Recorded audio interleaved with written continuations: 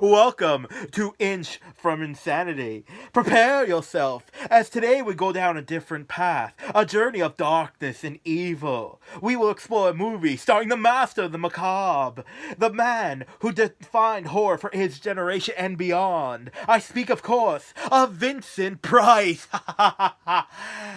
Okay, don't worry, I'm not gonna do that the whole review. Get this off.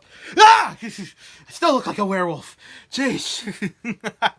All right, but seriously, I do want to talk about this really good horror movie that I don't think a lot of people know about. It's called Theater of Blood. With all the bad horror movies, with their jump scares, CGI, and lazy storytelling, we forget that once we had real horror, movies that actually filled you with suspense and fear without going the easy route of just using gore and grossing you out. Although this movie does have a couple of gross scenes. Now, gore and blood can be good when done right. Vincent Price's horror range from suspenseful and dark to scary and supernatural, and even silly on occasion. I will be looking at a movie that falls into the former category.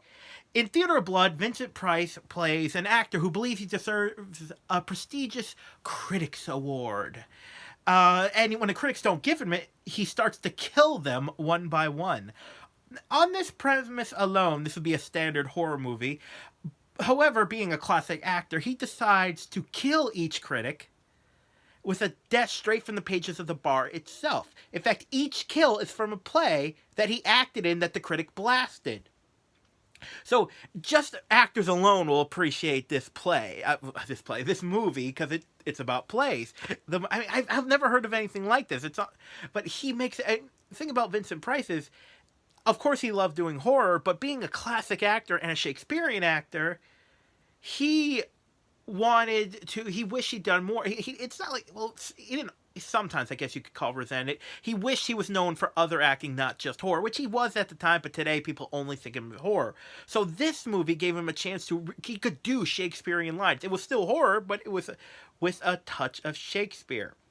He is aided in his revenge, and I'm not making this up, by a group of meth addict spirit, or I think they call it meth spirit. I'm not even sure. They're bombed out of their brains, which is enough to say. They become his followers, and even his daughter, who believes the critics drove him to his actions and deserved to be punished, joins him. What I love about the deaths is many of them have a comedic element that you just don't see coming.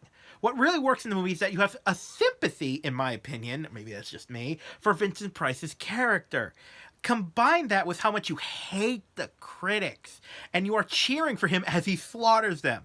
This is a horror movie with character, real character, and heart, which is proven by the heart that gets ripped out in the movie. This is a horror villain that you will be cheering for and hoping he succeeds. So, final verdict for this particular movie, it's a must-see and a must-buy for any true horror fans. If you are someone that craves a real horror story with actual characters and a plot, you must sample this movie. The movie shows why Vincent Price is called a master of horror and suspense. Well, that's all for today.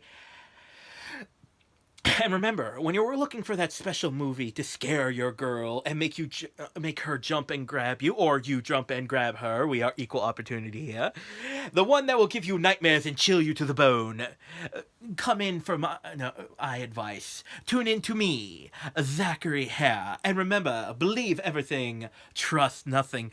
Oh,